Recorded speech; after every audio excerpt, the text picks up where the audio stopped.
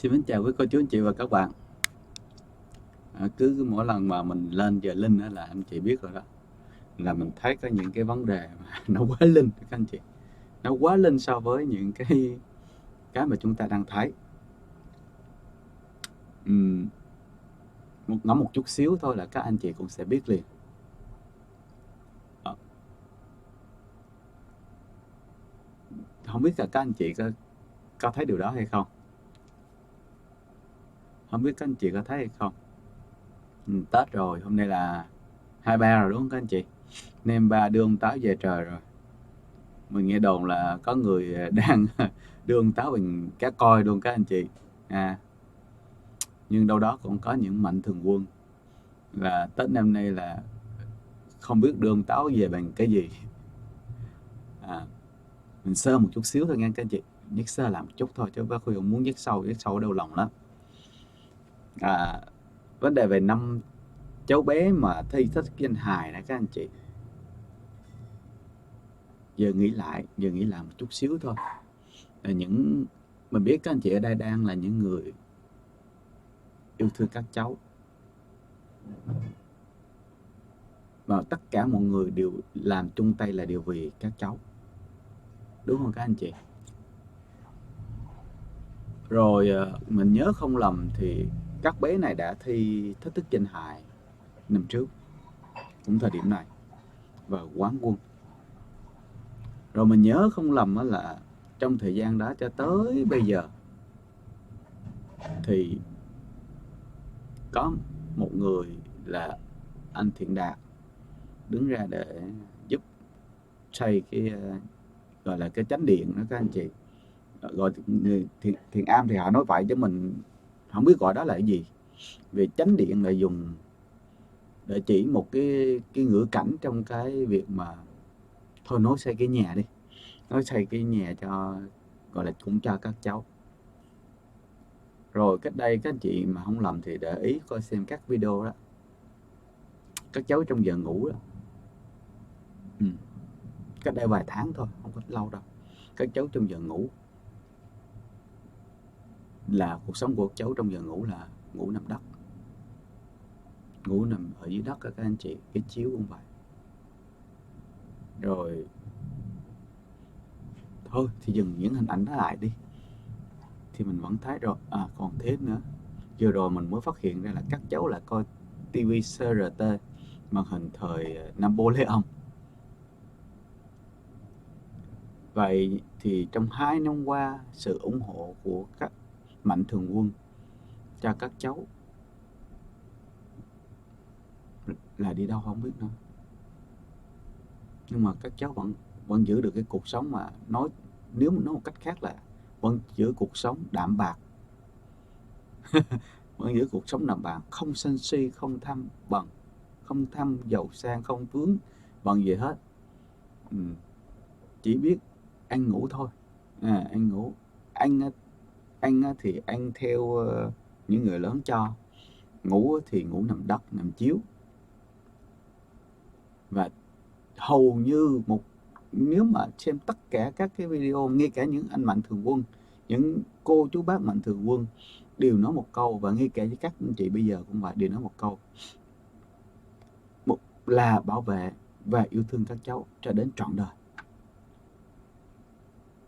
Vậy thì những năm qua các cháu vẫn cứ nằm đất, coi tivi, cổ đại nhất, tiền thì vẫn về, mạnh thường quân đóng góp hàng ngày càng nhiều.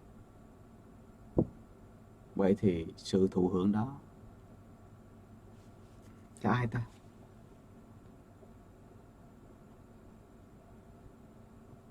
Chưa chắc. Vì nếu mà cái số tiền đó mà để nuôi các cháu ăn học á, theo Phát Huy á, là bây giờ các cháu cũng phải học trường quốc tế kìa. Các cháu phải ở trong một cái trường đại ngộ lớn kìa. Cái số tiền nó lớn lắm chứ không phải đùa đâu. Nhà thì trống vắng mà đá thạch anh thì quá trời. Một viên đá nó có thể là một khối tài sản của của có thể là trở thành một khối tài sản của một người đó các anh chị, không phải đùa. Vậy thì cuối cùng cái mục đích mà mình yêu thương, mình ủng hộ các cháu á, không biết nó về đâu. Rồi mình cũng thông báo cho các anh chị biết là có nhiều người vì yêu mến các cháu vẫn đưa ra số tiền, vẫn ủng hộ các cháu, vẫn đóng góp cho các cháu bữa ăn. Nhưng mà thật sự người ta không có tiền các anh chị. Người ta không có tiền nhiều đâu. Họ nghèo hơn, họ còn, nếu mà so cái khối tài sản bây giờ, trước mắt anh chị có thể thấy được, đó là một cái đống đá thạch anh nó không thôi. Ở trong tỉnh thất Bồng Lai á, so với cái khối tài sản đó, so với cái những gì mà những người mạnh thường quân đóng góp á, thì mình dám chắc là hơn một nửa là nghèo hẳn luôn á. Những mạnh thường quân đóng góp vô đó là nghèo hẳn luôn các anh chị, là gọi là so với cái giá trị đó là các anh chị không có bằng gốc nào hết, không bằng gốc đâu. Tôi dám tin như vậy. Không tin các anh chị cứ thử đi hỏi trọng lượng một viên đá thạch anh, cục đó thì phải không dưới 5 kg đâu. Đó, các anh chị coi xung quanh chỗ bàn thờ Phật, rồi xung quanh phòng ngủ, xung quanh cái chỗ mà ông nằm mà cái lúc mà Diễm My về đó, rồi ở phía trước các anh chị cũng thấy đó, cái khối đống đá thạch anh đó, nó bao nhiêu đó. Và chúng ta là đang hỗ trợ, những mạnh thường quân là đang hỗ trợ chia cơm sẻ ngọt. Người ta nói phải làm giàu phải giàu trước khi mà giúp người khác, phải làm giàu cho mình. Nhưng mà mình thấy có những mạnh thường quân chưa chắc giàu bằng chưa chắc giàu bằng đó. Vậy cho nên so với độ giàu á, thì vẫn nghèo hơn. Mà cái điều đó là thật sự rất chưa bao giờ mình thấy trong lịch sử. Và về cái vụ mà gọi là được trợ giúp từ các mạnh thường quân, mà mạnh thường quân là nghèo hơn cái người được nhận các anh chị. Mình nói thật, cho đến năm 2020 rồi, chứ không phải là trước kia rồi thông tin còn thiếu rồi giống y như mạnh thường quân ở thời kỳ của Trung Quốc các anh chị. Không giống như mạnh thường quân, các anh chị cũng biết rồi, có câu chuyện mạnh thường quân rồi đó. Đó, các anh chị hãy xem coi thử mạnh thường quân đó như thế nào. Người ta phải giàu cái người nhận phải là cái người phải nghèo hơn mạnh thường quân thì mới gọi là mạnh thường quân. Chứ ở đây bây giờ suy ngược ra hơi bị căng rồi nha, hơi bị căng đó. Mạnh thường quân nghèo hơn người được nhận sự hỗ trợ. Không biết các anh chị nghĩ sao, chứ mình thấy hơi bị căng. Nó có cái gì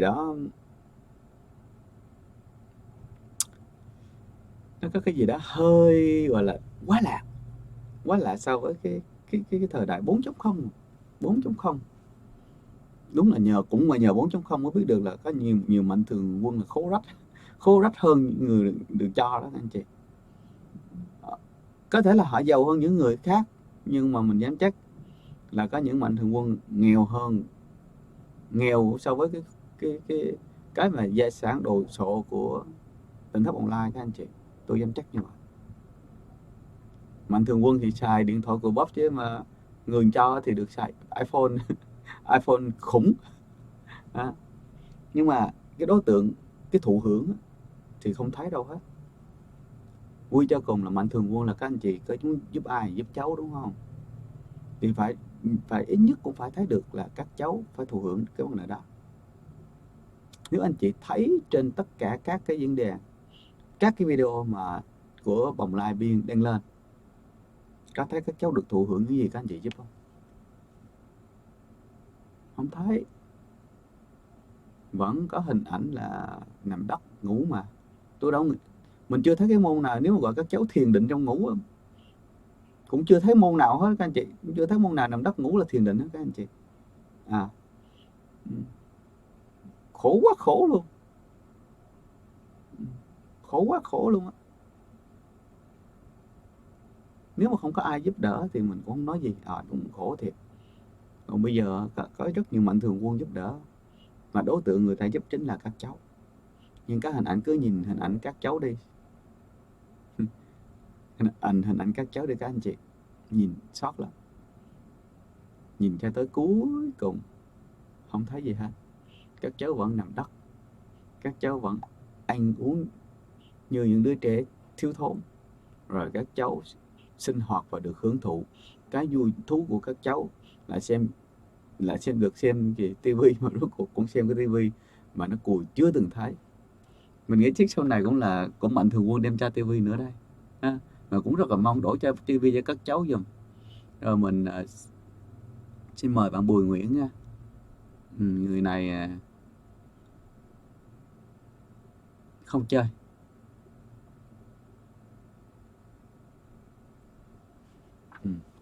Đó, các anh chị.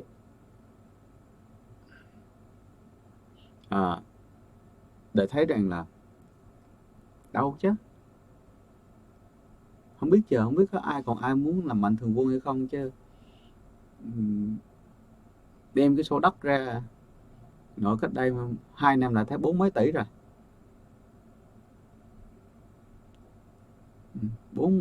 74 tỷ chứ. Sau một vụ chuyển hóa từ miếng đất ruộng, miếng đất phèn thành một miếng đất cho một dự án 500 tỷ thì đã thu hồi 47 tỷ đền bù. Có công văn đàng hoàng của bên Ủy ban nhân dân huyện Đức Hòa nha các anh chị. Rồi nói chung là chào Hùng Bara ha. Không biết bạn có suy nghĩ gì khi mà Mạnh Thường Quân nghèo hơn người được nhận không? Ông Hùng Bara. Chứ mình thấy đây là một chuyện quá lạ luôn á. Mà năm là năm 2020 rồi, Tết rồi. Hôm nay lại là ngày đưa ông Táo về trời để quyết định chốt nhiều cái sale lắm đây.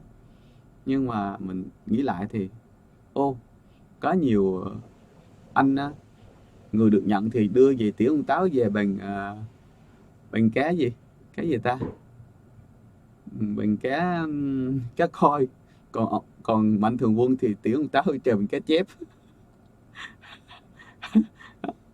Cũng hài nha, hài. Không hiểu sao mà vẫn còn tới bây giờ vẫn còn nhiều Mạnh Thường Quân là không thấy được điều đó. Chứ vậy mình cho cái người mà không đúng đối tượng thì các anh chị đã thấy rồi đó. Cái người mình nhận, cái người cho mà không đúng đối tượng thì đã, mình thực sự là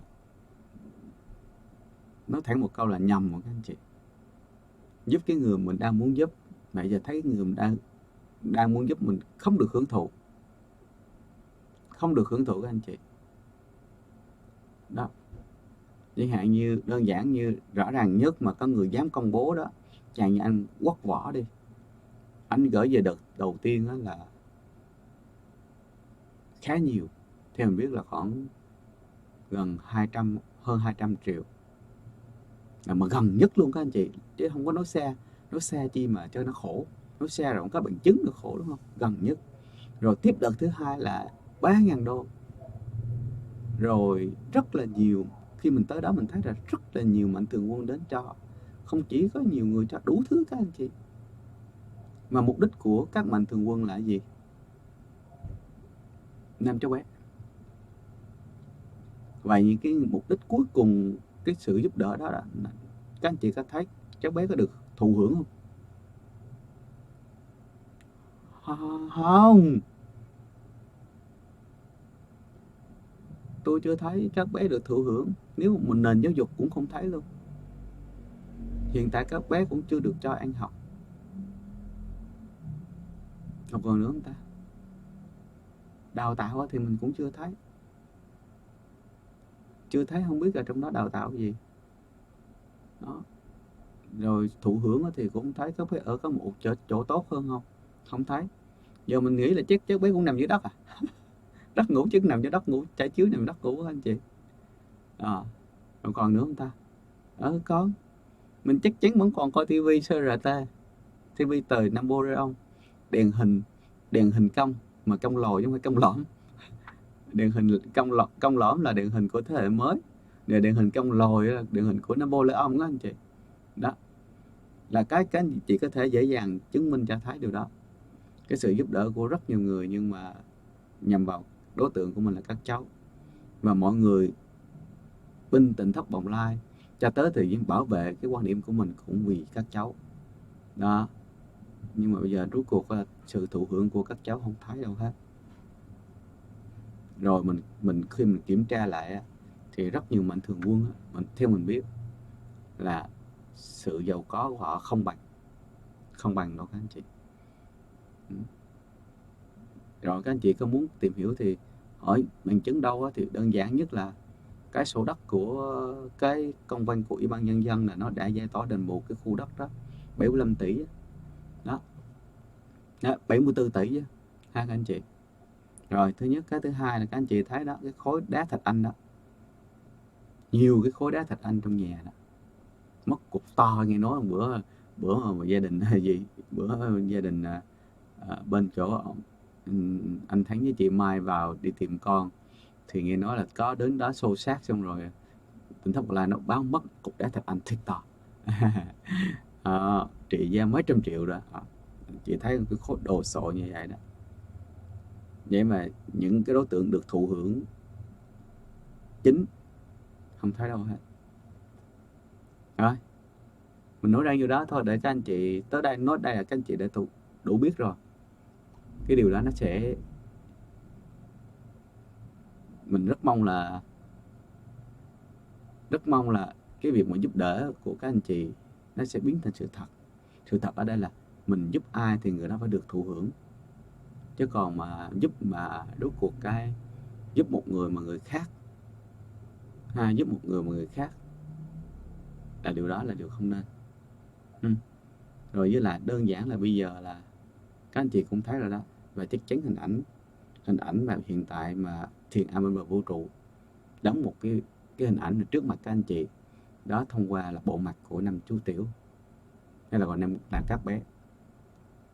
Đó là bộ mặt của Thiền Am đó các anh chị. Nhưng bộ mặt của Thiền Am là vẫn đúng chuẩn mực người tu hành. Không biết người lớn có hay không, chứ người nhỏ đúng chuẩn mực người tu hành đó. Ăn chay nằm đất, không màng đến gì, không màng đến tiền tài huynh ho phú quý, dùng cái gì mà cũ nhất thì cứ dùng. Đó là đối tượng thụ hưởng của các anh chị đó, mạnh thường quân đó, của các mạnh thường quân luôn ha. Rồi mình nói vậy đủ cho các anh chị hiểu rằng là quá là thiệt là đúng là chuyện này quá lạ, theo khi quá lạ ha. Không biết các anh chị rút ra được cái điều gì trong cái câu chuyện, cái câu chuyện này hay không, câu chuyện Pháp Huy chia sẻ không. Nhưng mà đối với Huy là rút ra quá nhiều các anh chị, vì nó quá lạ, chưa bao giờ thấy, thật sự mình chưa bao giờ thấy.